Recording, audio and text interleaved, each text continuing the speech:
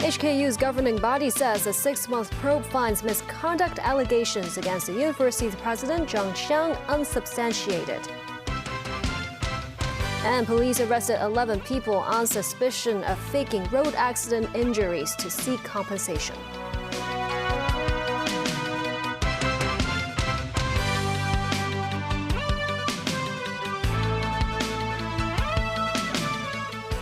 Good evening, and thank you for joining us. In Sydney, Australia, a man went on a stabbing rampage at a busy shopping centre, killing at least 6 people. 7 others remain in serious to critical conditions in hospitals, including a child. The attacker was shot and killed by a policewoman who was at the scene. Authorities say they do not know who the suspect is, nor the motive of the attack. Nasfi Karim has more. This man said he saw the attacker being taken down. Because I saw them coming, just as we were coming around the corner, there he was. He just come in and just started floating towards us, and all I heard was put it down. And then she shot him. But we were not in she didn't shoot him. Well, he would have kept going. He was on the rampage. Baby getting wheeled off.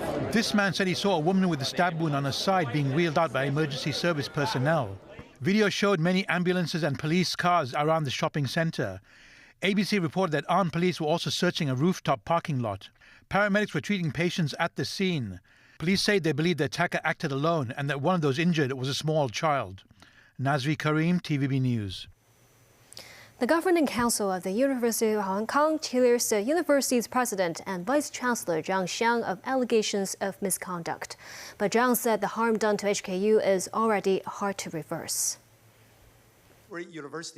Anonymous emails released last September slammed HKU President and Vice-Chancellor Zhang Xiang with a slew of allegations over misconduct and mismanagement.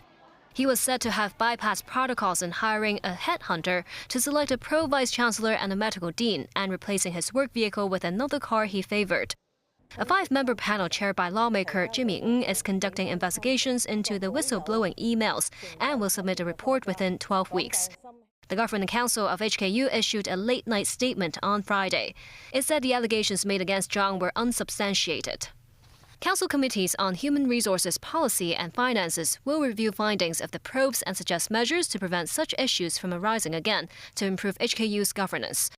In around half an hour, Zhang Xiang released his statement saying his name has finally been cleared, but it's hard to reverse the harm done to HKU.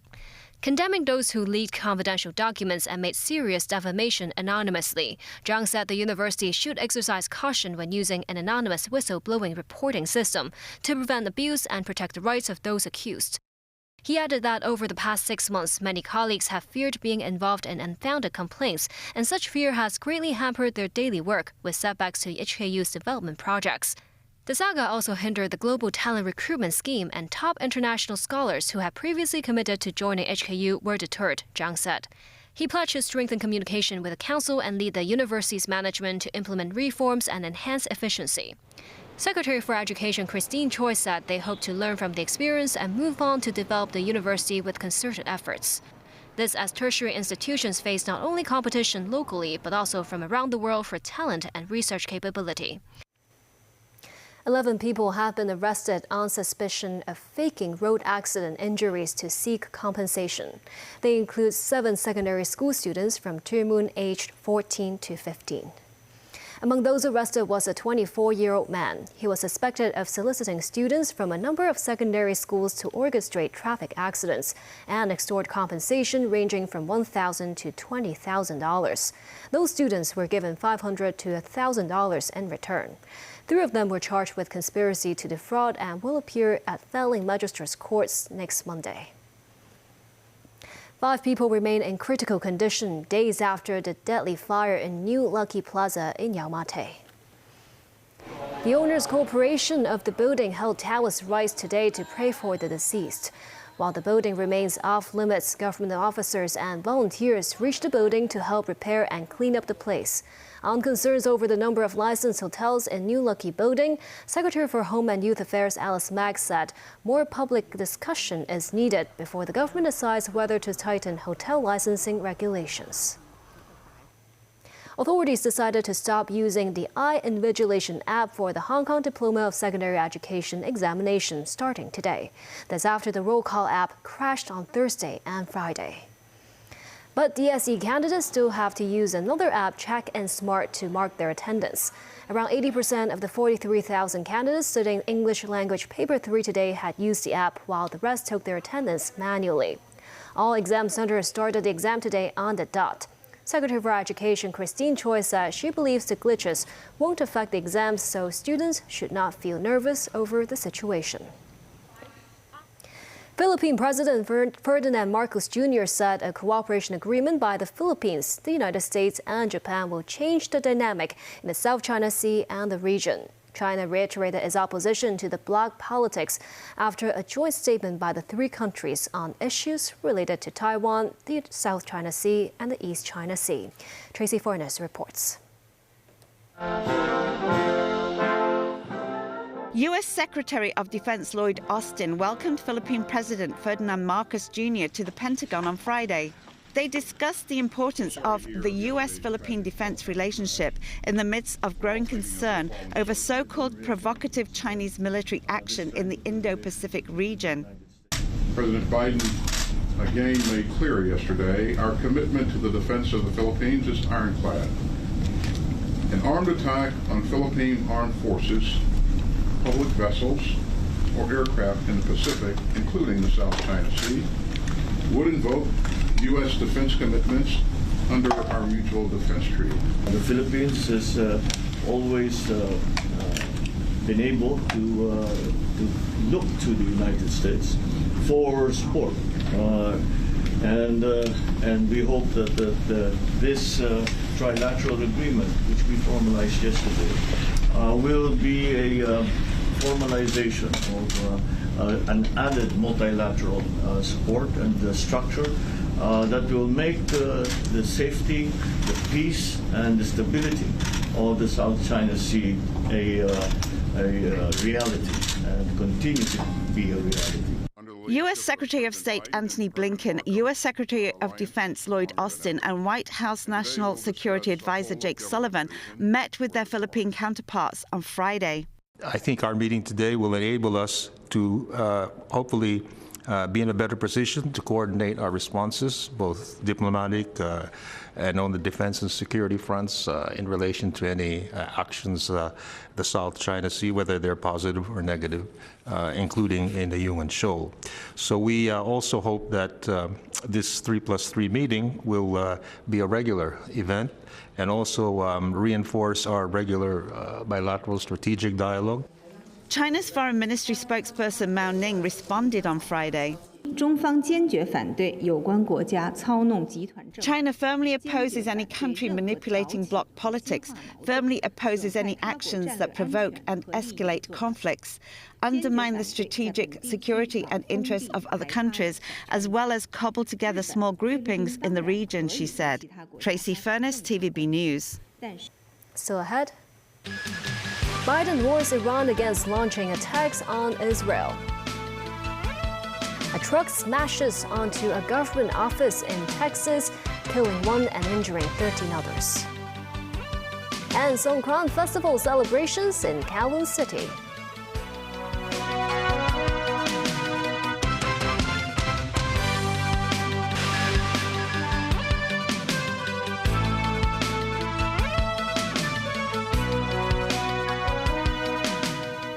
Welcome back. U.S. President Joe Biden has warned Iran could attack Israel soon, and when asked about his message to Tehran, he simply said, "Don't." Iran is said to be discussing a plan to attack Israel over this month's strike on Iran's embassy compound in Syria that killed senior Iranian military figures. Biden has vowed to defend Israel from any attack by Iran, which supports Palestinian group Hamas in the Gaza war. Now to Kareem with more. Smoke rising over the Gaza horizon as Israel's bombing campaign continues unabated. But Israel and its close ally, the United States, are looking nervously beyond Gaza for a threat that could change the dynamics of the Middle East conflict. They are preparing for an attack by Iran in retaliation for last week's strike on the Iranian embassy compound in the Syrian capital, Damascus. US President Joe Biden said he expects an Iranian response sooner rather than later, while at the same time issuing a blunt warning to Tehran. What is your message to Iran? What is your message to Iran right now? Mr. President, to Iran in this moment. Don't. We are devoted to the defense of Israel. We will support Israel. We will help defend Israel, and Iran will not succeed. Sources indicate Iran has told Washington that it wants to avoid escalation and will not act hastily. Israel is taking no chances. Defense Minister Yoav Gallant has met U.S. CENTCOM Commander General Michael Eric Kurila at Hatzor Air Base in Israel, the pair discussing potential Iranian attacks, including those by Hezbollah, Tehran's proxy in southern Lebanon. Tension over Iran's plans has prompted Germany's Lufthansa carrier and Austrian Airlines to suspend flights to Tehran until April 18th, while Australia's Qantas has rerouted its Perth to London flights. In the occupied West Bank, dozens of illegal Israeli settlers reportedly rampaged through a Palestinian village. One Palestinian was killed and up to 25 wounded. The settlers stormed the village of Al-Mughayr in search of a missing 14-year-old Israeli boy, setting houses on fire.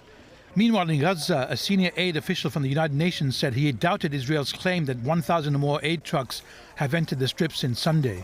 There are challenges in that regard because the number scanned by Israel doesn't correlate with the number of trucks being collected and dispatched inside Gaza.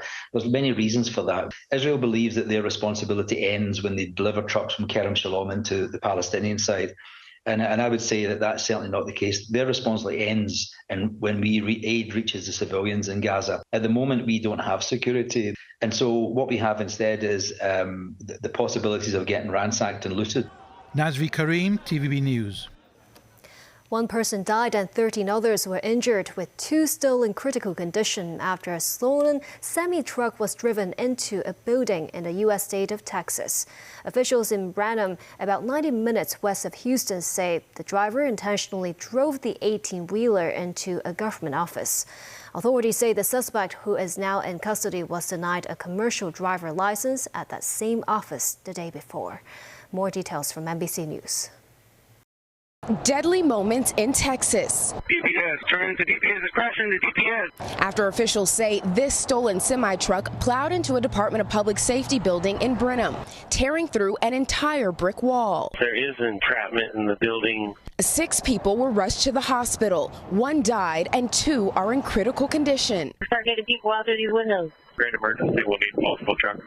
The suspect, Clennard Parker, is now in custody, authorities say, and no further threat exists. Parker did come to the DPS Brenham office yesterday at approximately 3 or 4 p.m.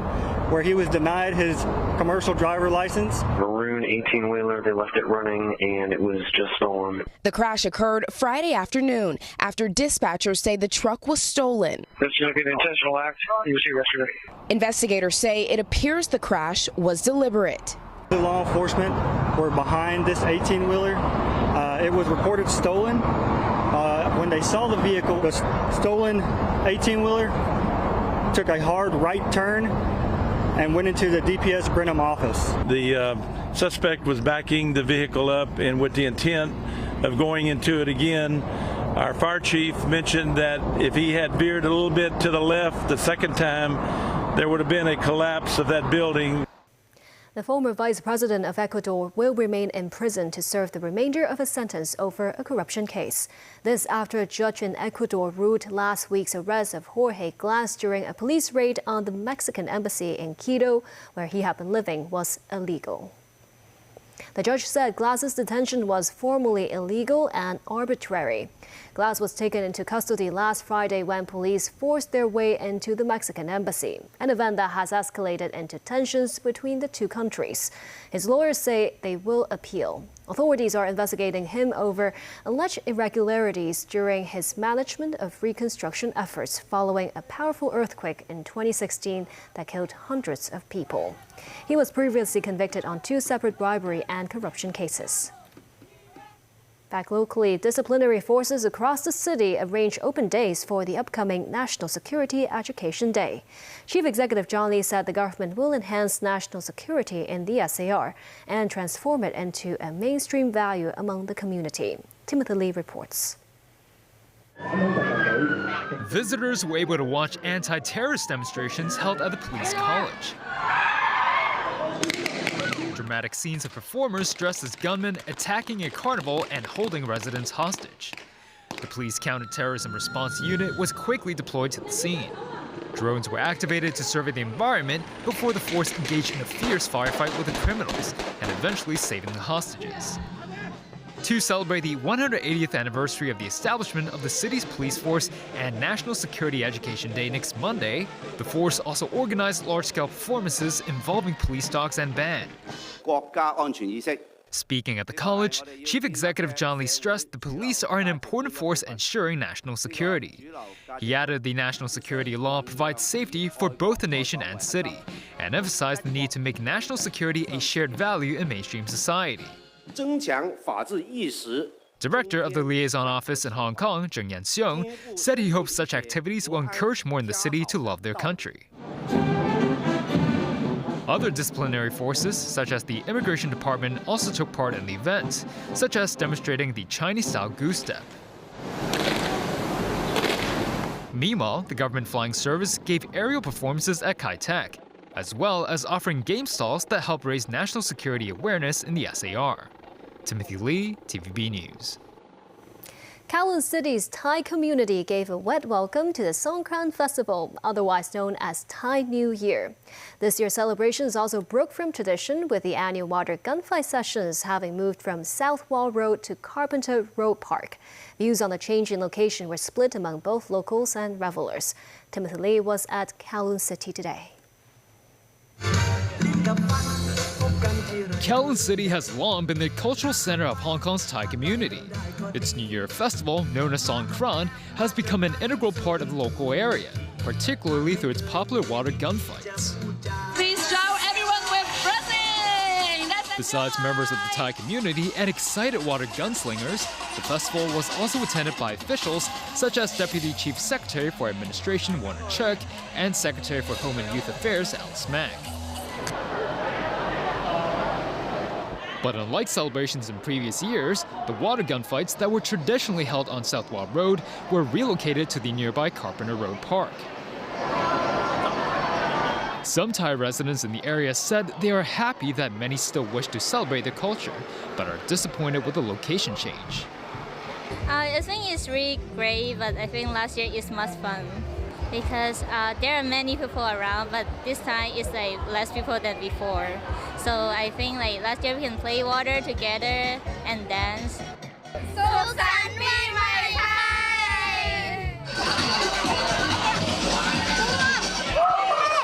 Soaked in water and sweat, many participating in the water gunfights were pleased with this year's arrangement. My mum's Thai, so we came with her and our Thai friends. I think it's so exciting. This is my first time and everyone's so funny. And there's people of all ages here and it's so cool, yeah. It's something you can't really replicate in Europe anyways. It's so well organised, everything's amazing. Yeah, well there's definitely like festivals and everything, but the sort of level that Hong Kong have gone through and the Thai MC have gone through to get this is not like unmatched, yeah. But not all share the same view. It's not as exciting, no. It's more fun on the street. It's more, everyone is involved. It's more free, I guess. It feels more genuine and real. The option should be there, I feel.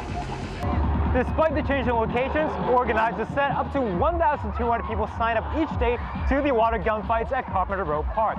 Many who came today said they enjoyed the lively atmosphere, adding that they hope more water gunfights will be available in Kowloon City.